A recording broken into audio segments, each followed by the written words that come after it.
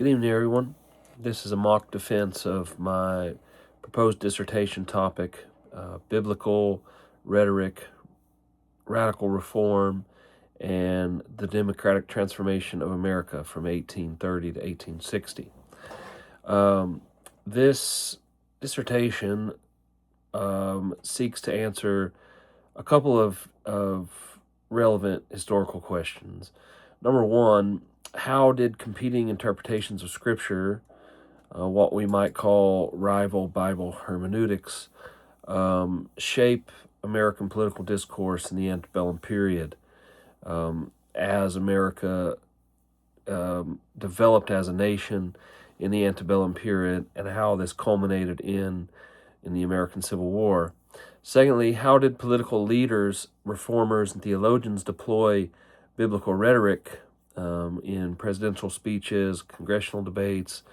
but especially sermons and the print culture of radical reformist movements in antebellum America? James Byrd wrote a book, 2013, called Sacred Scripture, Sacred War, where he covered Bible rhetoric in the American Revolutionary era, showing all the different places, the way that the American revolutionaries deployed Bible rhetoric or scriptural rhetoric to justify revolution against Britain, political violence, disobedience to civil authority, and those types of things. So this project seeks to expand upon that, taking that into the antebellum era, showing how that competing Bible hermeneutics essentially and Bible rhetoric essentially created an ongoing ideological revolution in antebellum America in the middle of the 19th century, which was an inheritance from the Enlightenment, which had fundamentally, as I argue, fractured America, or a fractured Anglo-America between divergent liberal and Orthodox Christian ideological frameworks and worldviews. Another question that I seek to ask ultimately is, what does this reveal about the nature of religion in America during this time period, and the development of civil religion, of American political civil religion and political theology, especially in the Civil War years? The significance of this project lies in its challenge to long-standing assumptions within the American religious historical community, namely that the Bible functioned as either a cohesive moral foundation to the early moral republic,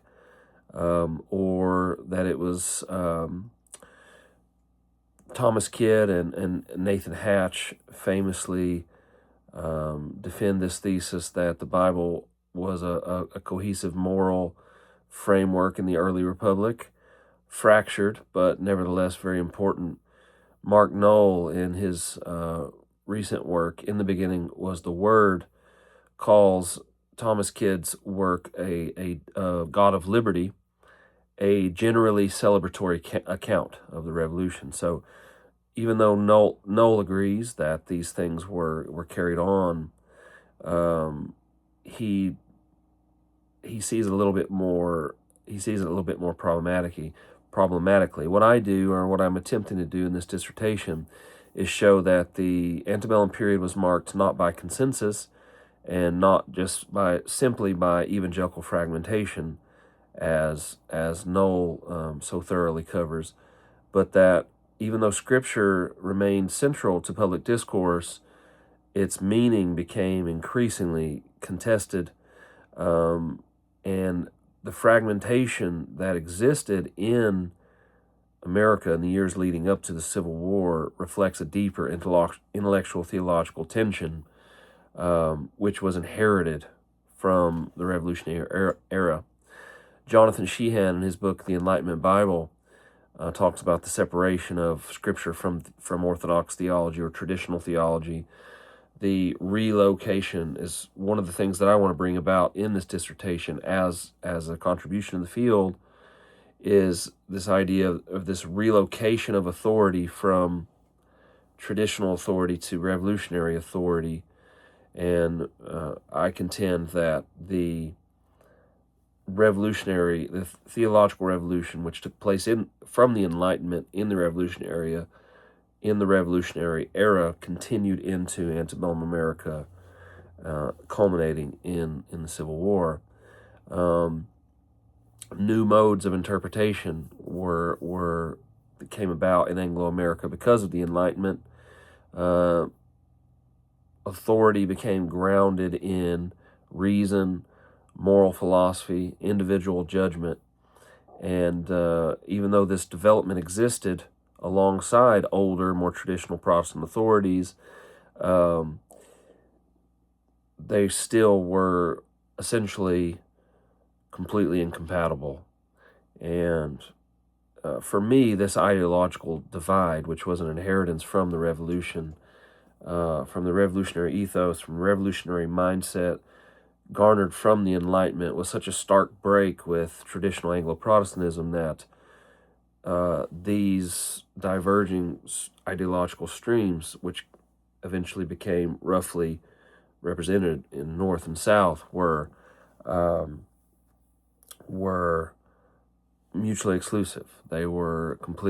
almost completely and totally incompatible. The primary sources which I primarily seek to use for this dissertation were political sermons, abolitionist and pro-slavery tracts, and mass print culture. The debates surrounding slavery and the early forms of feminism and suffrage movements, and all the radical reform in antebellum America was heavily documented through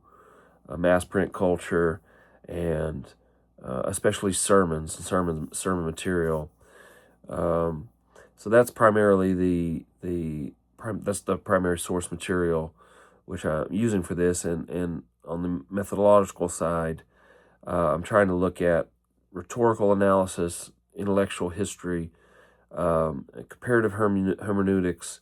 and the context of this political and ideological analysis, incorporating these events together and these arguments together, showing that both sides of the antebellum crisis, which culminated in the Civil War,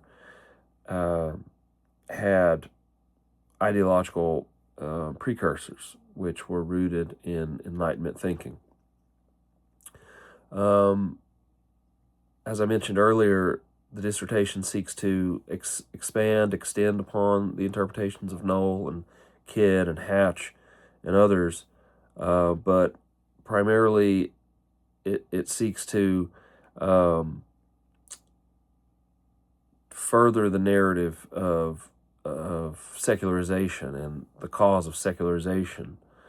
in antebellum America and leading up to the Civil War,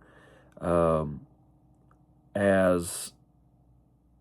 not just a fragmentation of biblical authority, but the fact that this fragmentation was a key driver of the nation's political moral crisis. So, in other words, the dissertation argues that the Bible's ability to be interpreted coherently between opposing ideological sides collapsed, and therefore the antebellum crisis, which culminated in the Civil War, was not simply the loss of religion or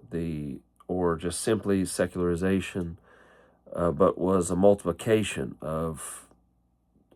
competing interpretations in democratic society,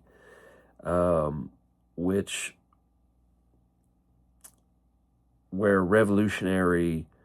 ideology, which was inherited from the American Revolution and the Enlightenment, became ascendant and was basically won out in the long haul over more traditional Orthodox Protestant Reformed ways of seeing the world. Thank you.